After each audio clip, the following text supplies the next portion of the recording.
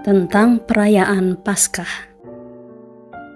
Berfirmanlah Tuhan kepada Musa dan Harun di tanah Mesir, bulan inilah akan menjadi permulaan segala bulan bagimu. Itu akan menjadi bulan pertama bagimu tiap-tiap tahun.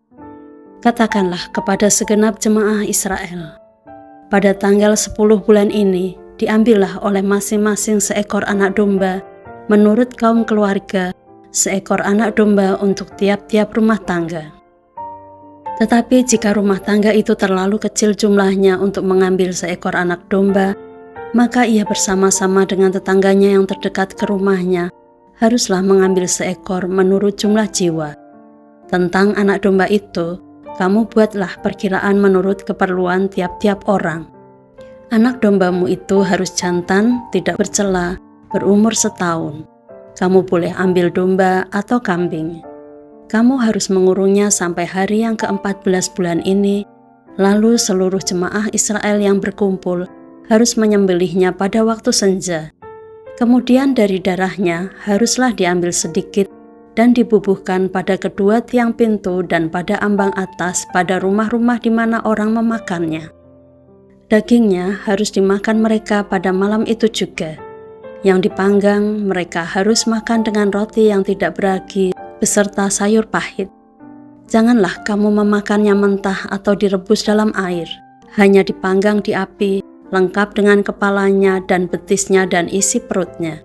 Janganlah kamu tinggalkan apa-apa dari daging itu sampai pagi.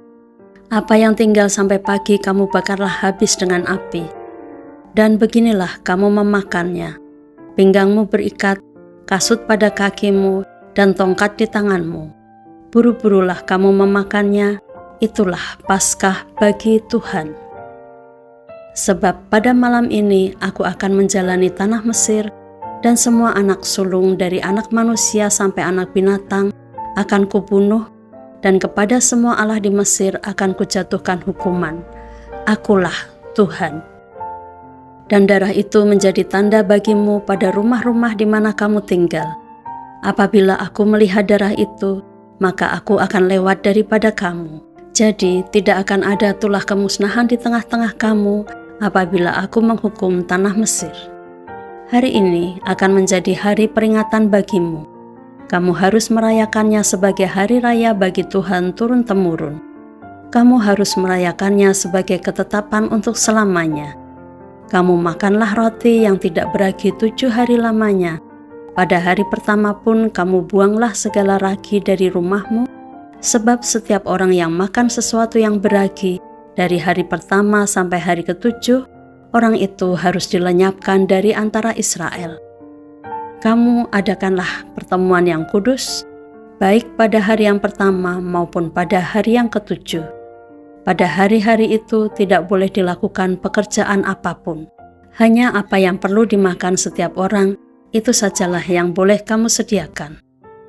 Jadi, kamu harus tetap merayakan hari raya makan roti yang tidak beragi, sebab tepat pada hari ini juga, aku membawa pasukan-pasukanmu keluar dari tanah Mesir. Maka haruslah kamu merayakan hari ini turun-temurun, itulah suatu ketetapan untuk selamanya.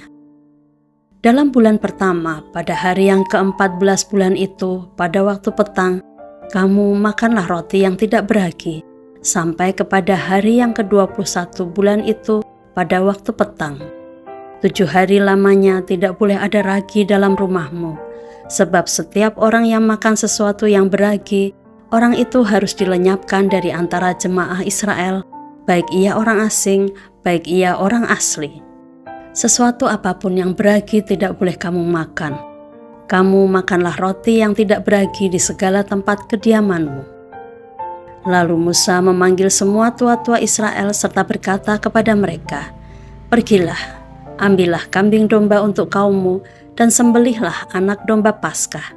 Kemudian kamu harus mengambil seikat hisop dan mencelupkannya dalam darah yang ada dalam sebuah pasu.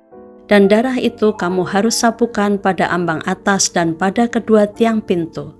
Seorang pun dari kamu tidak boleh keluar pintu rumahnya sampai pagi. Dan Tuhan akan menjalani Mesir untuk menulahinya. Apabila ia melihat darah pada ambang atas dan pada kedua tiang pintu itu, maka Tuhan akan melewati pintu itu dan tidak membiarkan pemusnah masuk ke dalam rumahmu untuk menulahi. Kamu harus memegang ini sebagai ketetapan sampai selama-lamanya bagimu dan bagi anak-anakmu. Dan apabila kamu tiba di negeri yang akan diberikan Tuhan kepadamu seperti yang difirmankannya, maka kamu harus pelihara ibadah ini. Dan apabila anak-anakmu berkata kepadamu, apakah artinya ibadahmu ini? Maka haruslah kamu berkata, itulah korban Paskah bagi Tuhan yang melewati rumah-rumah orang Israel di Mesir, ketika ia menulahi Mesir, tetapi menyelamatkan rumah-rumah kita. Lalu berlututlah bangsa itu dan sujud menyembah. Pergilah orang Israel, lalu berbuat demikian, seperti yang diperintahkan Tuhan kepada Musa dan Harun, demikianlah diperbuat mereka. Tulah ke-10, anak sulung mati orang Israel keluar dari Mesir. Maka pada tengah malam Tuhan membunuh tiap-tiap anak sulung di tanah Mesir, dari anak sulung Firaun yang duduk di tahtanya, sampai kepada anak sulung orang tawanan yang ada dalam liang tutupan, beserta segala anak sulung hewan. Lalu bangunlah Firaun pada malam itu bersama semua pegawainya dan semua orang Mesir, dan kedengaranlah seruan yang hebat di Mesir, sebab tidak ada rumah yang tidak kematian. Lalu pada malam itu dipanggilnyalah Musa dan Harun, katanya, bangunlah, keluarlah dari tengah-tengah bangsaku, baik kamu maupun orang Israel, pergilah, beribadahlah kepada Tuhan seperti katamu itu. Bawalah juga kambing dombamu dan lembu sapimu seperti katamu itu, tetapi pergilah dan mohonkanlah juga berkat bagiku. Orang Mesir juga mendesak dengan keras kepada bangsa itu, menyuruh bangsa itu pergi dengan segera dari negeri itu, sebab kata mereka, nanti kami mati semuanya. Lalu bangsa itu mengangkat adonannya sebelum diragi, dengan tempat adonan mereka terbungkus dalam kainnya di atas bahunya. Orang Israel melakukan juga seperti kata Musa. Mereka meminta dari orang Mesir barang-barang emas dan perak serta kain-kain, dan Tuhan membuat orang Mesir bermurah hati terhadap bangsa itu sehingga memenuhi permintaan mereka. Demikianlah mereka merampasi orang Mesir itu. Kemudian berangkatlah orang Israel dari Ramses ke Sukot, kira-kira 600.000 orang laki-laki berjalan kaki, tidak termasuk anak-anak. Juga banyak orang dari berbagai-bagai bangsa turut dengan mereka, lagi sangat banyak ternak kambing domba dan lembu sapi. Adonan yang dibawa mereka dari Mesir dibakarlah menjadi roti bundar yang tidak beragi, sebab adonan itu tidak diragi karena mereka diusir dari Mesir dan tidak dapat berlambat-lambat, dan mereka tidak pula menyediakan bekal baginya. Lamanya orang Israel diam di Mesir adalah 430 tahun. Sesudah lewat 430 tahun, tepat pada hari itu juga, keluarlah segala pasukan Tuhan dari tanah Mesir. Malam itulah malam berjaga-jaga bagi Tuhan untuk membawa mereka keluar dari tanah Mesir. Dan itulah juga malam berjaga-jaga bagi semua orang Israel, turun-temurun untuk kemuliaan Tuhan. Ketetapan lebih lanjut mengenai Paskah.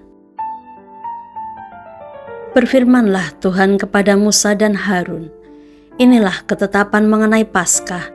Tidak seorang pun dari bangsa asing boleh memakannya. Seorang budak belian barulah boleh memakannya setelah engkau menyunat dia. Orang pendatang dan orang upahan tidak boleh memakannya. Paskah itu harus dimakan dalam satu rumah juga, tidak boleh kau bawa sedikit pun dari daging itu keluar rumah. Satu tulang pun tidak boleh kamu patahkan. Segenap jemaah Israel haruslah merayakannya.